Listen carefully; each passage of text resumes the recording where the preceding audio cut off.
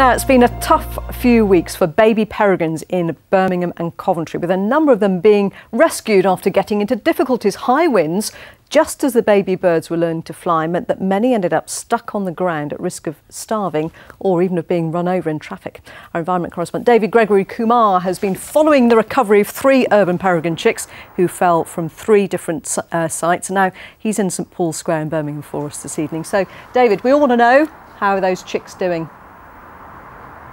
They're doing very well, Mary, to be honest, including the one that fell from the nest at the top of the BT tower behind me. All 3 of them came from different nests, as you say, and they've been nursed back to health thanks to some really dedicated volunteers. A busy industrial estate in East Birmingham, the site for an unusual family reunion. OK, so what have we got, Stefan? We've got a peregrine. It's a young peregrine that was unfortunately downed in the severe winds in the beginning of June. So he's been rehabilitated, and we're about to release him back onto his site. This chick was found wandering around this car park, which was a puzzle once he was rescued. Where was his nest and his parents? The buildings around here are just too low. In fact, they think the nest is on this pylon.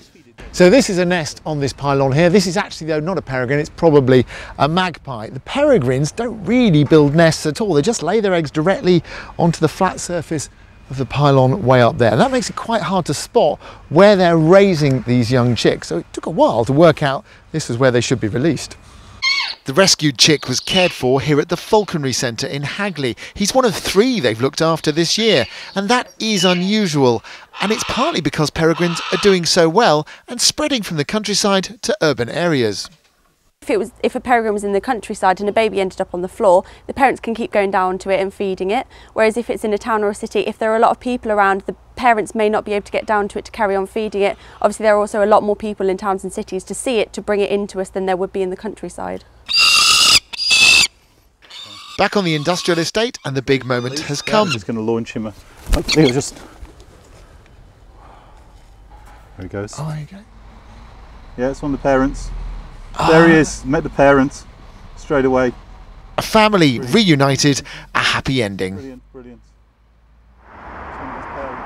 Well, that's the story of one lucky chick. What about the other 2, including the one that fell off the BT tower behind me? Well, we've got some pictures to show you from Stefan Bodner. Here he is releasing one of the chicks that fell off the nest at Fort Dunlop, out by the M6 here in Birmingham.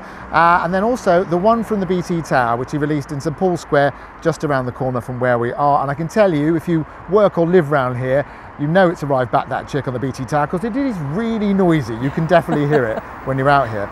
There's still one that's left, actually, back in the Falconry Centre. They're just trying to nurse it back to health. But that is an awful lot of downed chicks. It's clearly been a bit of a rough year for our peregrines. Absolutely. So those are the ones that we know about, David. But what should we do if we happen to find a peregrine chick running around on the ground? Mary, the rules are the same as for any baby animal. Just leave well alone. The parents will know what's going on and they will be back to look after it. That said, the problem with peregrines on the ground in urban areas is traffic. So if you think it's in danger of having a collision with a lorry or a car, maybe reach out to someone like Stefan Bodner and ask him for his advice, and he may help you arrange a rescue. So that's what to do, but why is it happening?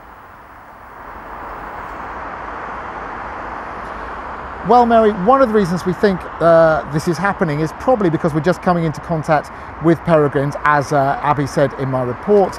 But the other thing is just the weather was really bad. Lots of blustery weather as they were taking flight from the nest on the tower behind me. Hopefully next year we won't have that problem. Let's hope not. David, from your perch, thanks very much indeed.